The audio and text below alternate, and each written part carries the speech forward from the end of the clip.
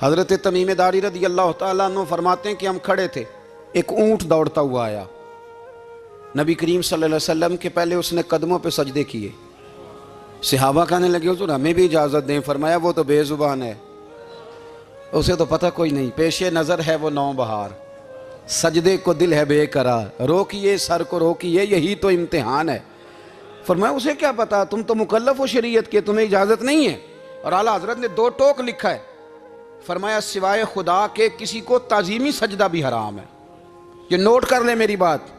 और आला हज़रत ने फतावा रज़विया में लिखा है किसी कब्र पे जाओ तो 4 हाथ दूर खड़े रहो। अल्लाह करे आपको समझ आए। कितने हाथ? 4 हाथ दूर खड़े रहो, सूरत फातिहा पढ़ो, दुरूद शरीफ पढ़ो, जिस कब्र पे गए हो उनकी रूह को इसाले सवाब करो, उनके वसीले से दुआ मांगो। आला हज़रत फरमाते हैं कब्र को सजदा बिल इत्तिफाक हराम है, तवाफ कब्र का करना बिल इत्तिफाक हराम है। बोसा लेने में इख्तलाफ है कि जायज़ है कि नाजायज़ है, लेकिन बोसे से भी चूंकि शक पड़ता है तो फरमाते हैं अहमद रज़ा की राय यही है कि बोसा लेने से भी बचा जाए। वो आ गया तो इससे अगली बातें करता है, बस खामोश रह, बाअदब रह और पीछे रह।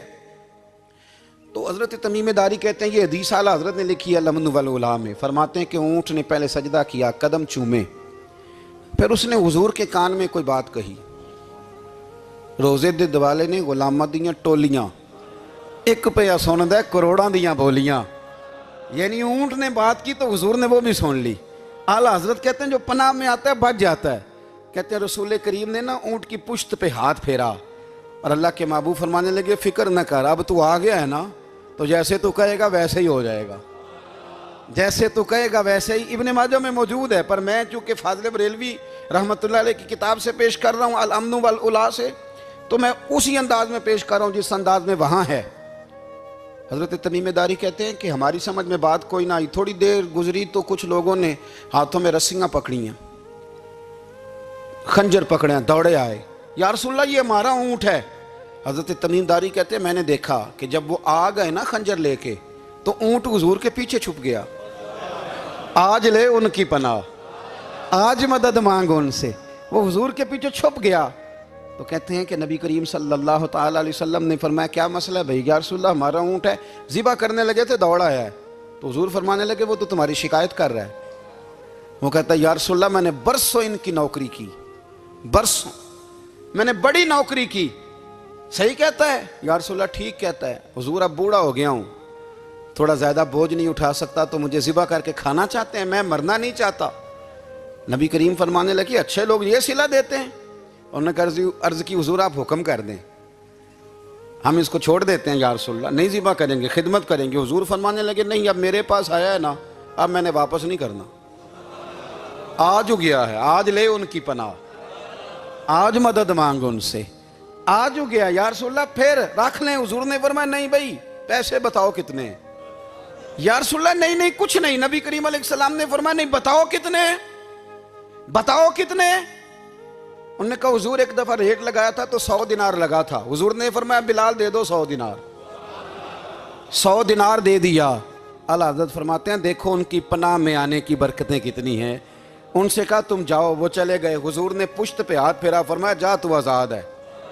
हज़रत तमीम दारी कहते हैं वो पहले गया फिर पलट के आया, उसने नबी पाक के कान में को बात की, कई बातें की, पर मैं एक बात करता हूं, कई बातें की, एक बात की तो हुजूर रो पड़े। ऊंट चला गया, हमने अर्ज़ की हुजूर ये क्या कह गया है?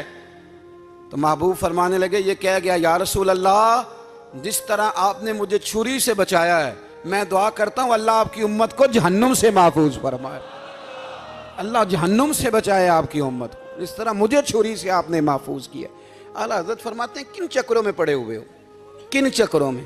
पैसों की पनाह लेते हो, ओहदों के पीछे छुपते हो, दौलत के पीछे छुपते हो, ताल्लुकात के पीछे छुपते हो, पर मैं मुसीबत आएगी तो ये सारे हट जाएंगे।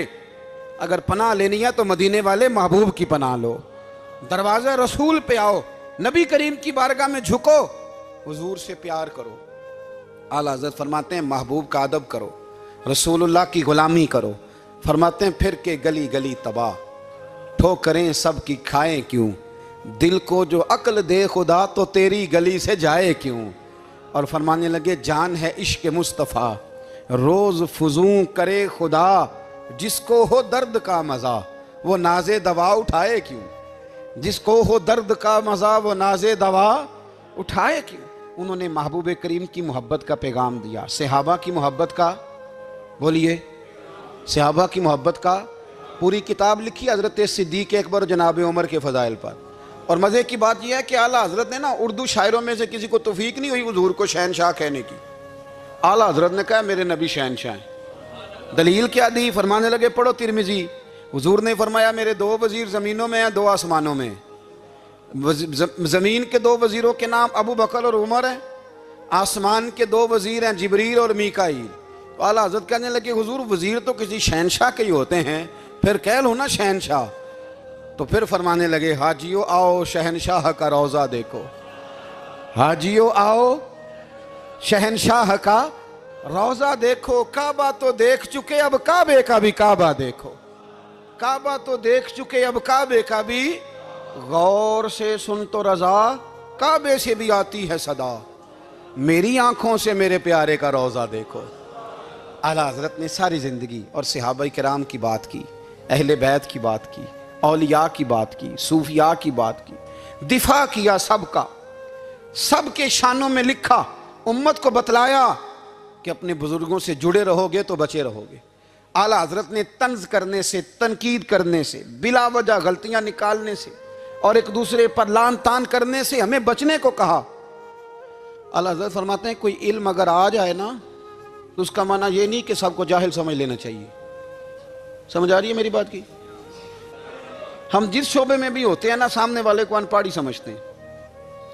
मौलवियों के बारे में बाद लोगों का ख्याल है कि ये पता नहीं कौन सी मखलूक है, इनको क्या पता दुनियादारी का। मैं सही कह रहा हूँ।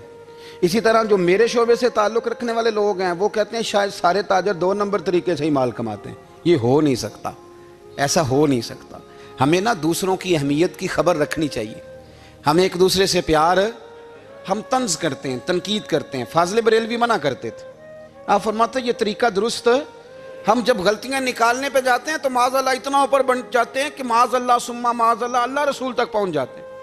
आला हज़रत के ज़माने में एक शख्स ने कह दिया नबी पाक का ख्याल आए तो नमाज टूट जाती है। अकल है ना जी, जहां मर्जी ले जाओ। वो कहने लगा जी मैंने खालिस अल्लाह के लिए पढ़नी है ना फ़लसफ़ा अजीब। नबी पाक का ख्याल आए तो नमाज।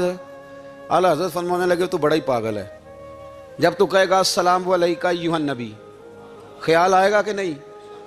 फरमाने लगे तू बड़ा ही नादान है, जब तू कहेगा अल्लाहुम्मा सल्ली अला मुहम्मदिन व अला ख्याल आया कि नहीं आया। फरमाने लगे तू नबी पाक की बात करता है, नमाज में तो अब्बा अम्मा का भी ख्याल आता है, रब्बना ग़फ़िरली वाली वालिदैया। फरमाने लगे रब्बे के ख्याल से नहीं टूटती तो मदीने वाले के ख्याल से कैसे टूट गई। फरमाने लगे बड़ा ही बेवकूफ़ है तू। आला हज़रत फरमाने लगे तू कहते है हुजूर का ख्याल आए तो टूट जाती है। फरमाने लगे जब तक हुजूर का ख्याल आए ना नमाज होती ही नहीं, जब तक हुजूर का ख्याल ना आए नमाज होती ही नहीं, सवाल ही नहीं पैदा होता। लोगों ने कहा जनाब वो किस तरह? तो आला हज़रत फरमाने लगे अल्लाह ने कहा कुरान में वाक़िमुस सलात नमाज पढ़ो, ये नहीं बताया कितनी पढ़नी है, और ये भी नहीं बताया फजर की कितनी पढ़नी है, ये भी नहीं बताया ज़ोहर की, ये भी नहीं बताया क़याम कैसे करना है, हमें ये भी नहीं बताया रुकू कैसे करना है। हमें पता कैसे पता चला? जब सहाबा ने कहा ना रब कहता है नमाज पढ़े तो कैसे पढ़ें, तो हुजूर फरमाने लगे सल्लू कमा रअयतुमूनी उसल्ली, नमाज उस तरह पढ़ो करो जिस तरह मुझे पढ़ते हुए देखते हो। तो कहा ये तो कैसी अजीब बात कर रहा है कि नबी करीम सल्लल्लाहु अलैहि वसल्लम का ख्याल आए। और फिर बड़ी मज़ेदार बात, एक शख्स ने आला हज़रत से आके ना, उस ज़माने में ना एक आर्या मज़हब होता था, अब अल्लाह का शुक्र है वो कोई नहीं। अब वैसे जो बड़े नए नए मज़हब निकल आए हैं, जो आदमी जितना पढ़ जाता है माज़अल्लाह वो एक नई बात ही शुरू कर देता है, और जो अनोखी बात करे उसके पीछे रश भी ज़्यादा हो जाता है। स्टाइल ज़रा हट के हो ना जी तो ज़रा माहौल जल्दी बन जाता है। तो वो आर्या मज़हब था, तो वो एक आर्या आ गया आला हज़रत के पास, आके कहने लगा कि फ़र्ज़ की अहमियत ज़्यादा है कि सुन्नत की। तो आला हज़रत फरमाने लगे भाई अहमियत तो फ़र्ज़ की ज़्यादा है। तो कहने लगे आपका वुज़ू